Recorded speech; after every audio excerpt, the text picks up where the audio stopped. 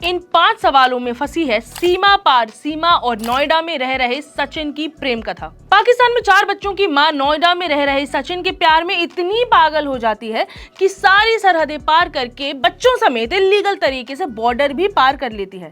मगर सबको यही चीज परेशान कर रही है कि ऐसा कैसे हो गया। और भी कई सवालों के घेरे में है सीमा और सचिन की ये प्रेम कहानी। इस एक्सप्लेनर में आज पूछूंगे वो 5 सवाल जो ये फेरी टेल लव स्टोरी में हमें पहले ही पूछ लेने चाहिए थे। हेलो, मैं हूं साहिबा खान और आप देख रहे हैं अनकट। सवाल पूछने से पहले एक बार इन दोनों की कहानी पर नजर डाल लेते हैं। इसे कहानी कहें या साजिश, इसकी शुरुआत रबूपुरा से 1012 किलोमीटर दूर पाकिस्तान के शहर कराची से होती है, जब भारत में मोबाइल पर खेले जाने वाले गेम पबजी का जादू बच्चों पर सिर चढ़कर बोल रहा होता है। कराची की एक तंग गली में रह रही थी सीमा, जिन्होंने ये पबजी गेम खेला और उसमें उन्होंने बताया कि उन्हें प्यार हो गया सचिन से। पहली मुलाकात नेपाल में हुई थी, जहां दोनों 7 दिन तक एक ही होटल में रुके और वहीं पर शादी भी कर ली। इसके बाद सीमा वापस पाकिस्तान लौट गई। सीमा के मुताबिक वो सिर्फ 5वीं तक पढ़ी हुई हैं और उसने जिस सफर पर चलने का फैसला किया वो आसान नहीं था। उसने बिना पासपोर्ट जाने भारत जाने का फैसला किया, वो भी अकेले नहीं, अपने 4 बच्चों समेत, उसकी बेटी भी जिसमें शामिल थी।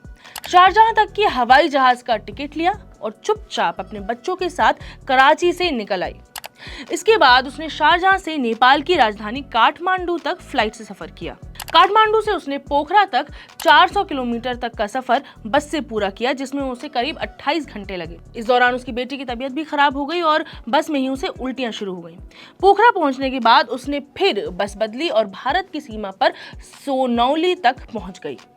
यहाँ पर उसको सुरक्षा बलों की पूछताछ का भी सामना करना पड़ा, लेकिन 4 बच्चों की मां सीमा सभी सवालों के जवाब बड़े ही आत्मविश्वास से देती रही, जिससे किसी को शक नहीं हुआ।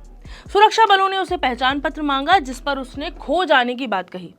इसी तरह उसने सोनौली से दिल्ली तक का भी सफर पूरा कर लिया। All this seems so organised. Seema इस दौरान सचिन के साथ लगातार संपर्क में रही। सचिन ने नोएडा के पास उसे एक घर में छिपा दिया। सचिन ने जिस घर में कमरा किराए पर लिया था, उसके मालिक को उसने सीमा को अपनी पत्नी बताया था। सचिन ने अपने सीमा से रिश्ते की बात अपने पिता और परिजनों से भी बताई, तो सबके होश उड़ गए। पुलिस से मिली जानकारी के मुताबिक सचिन ने अपने परिवार से सीमा की मुलाकात एक जंगल में करवाई थी और वहीं के वहीं एक वकील से भी संपर्क किया गया था और उसे पूरी बात बताई गई थी। पाकिस्तानी महिला होने की बात जब वकील साहब को पता लगी तो उनके भी होश उड़ गए। अब ये बात पुलिस तक पहुंच गई थी। इधर सचिन को भी शक हो गया कि पुलिस यहां तक आ सकती है। सचिन ने सीमा को घर से निकाल लिया, लेकिन हरियाणा में सीमा को पकड़ लिया गया। पुलिस ने दोनों को अदालत में पेश कर दिया, जहां से उनकी जमानत हो गई। सीमा का कहना है कि उसके पति गुलाम हैदर ने उसको मोबाइल पर ही तलाक दे दिया है। अब उसका गुलाम के साथ कोई भी रिश्ता नहीं है। बताती चलूं कि वो सऊदी अरेबिया में है। अब सवाल उठता है कि क्या सीमा गुलाम हैदर सच में सिर्फ सचिन के प्यार में पाकिस्तान से नोएडा पहुंची थी या फिर वो कोई जासूस है। सचिन सीमा की मोहब्बत, ये कहानी अद्भुत है, लेकिन मन में 5 सवाल भी उठते हैं। सवाल नंबर 1, जब ये मामला दुनिया के सामने आया तब जांच के दौरान पुलिस को सीमा के पास से फर्जी आधार कार्ड मिले थे। इसी आधार कार्ड को एडिट कर इसमें सचिन को सीमा का पति बताया गया था।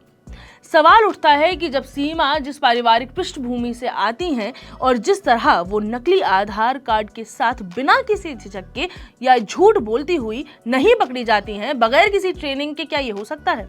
हालांकि उसका कहना है कि वो सिर्फ 5वीं पास है। सवाल नंबर 2, पुलिस को सीमा के पास से कई मोबाइल फोन भी मिले हैं। ये मोबाइल पूरी तरह से टूटे हुए हैं, डिस्ट्रॉयड हैं। एक फोन में तो पाकिस्तान का सिम भी लगा हुआ है।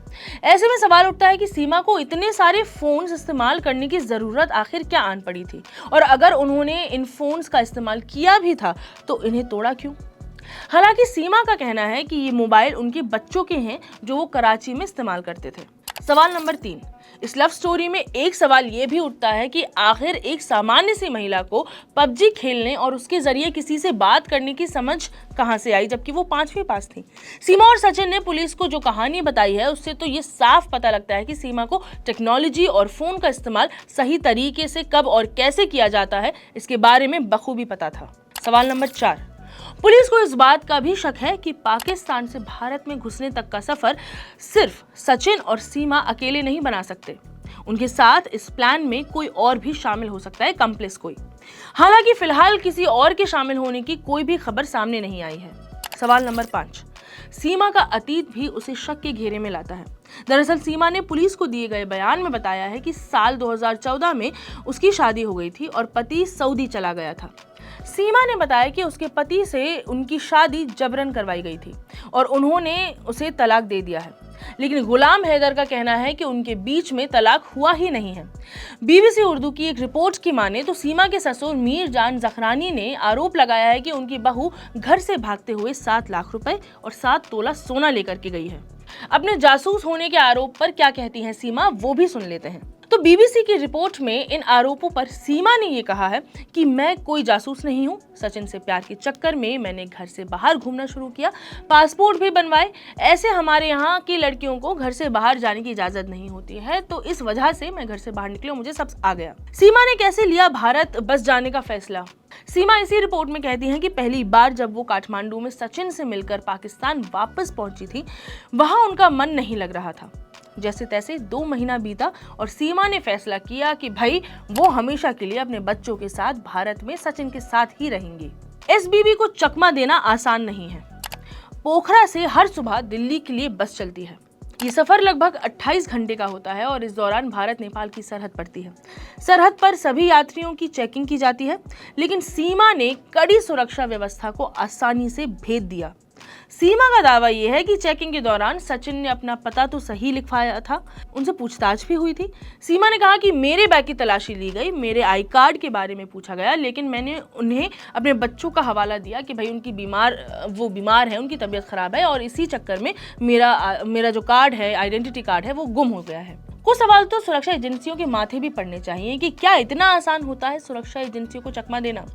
अगर सीमा को कोई ट्रेनिंग नहीं भी मिली है तब तो ये और भी ज्यादा अचंभित कर देने वाली बात हो जाएगी। मगर खैर, इस पर अभी जांच बरकरार है। Let's give it some time.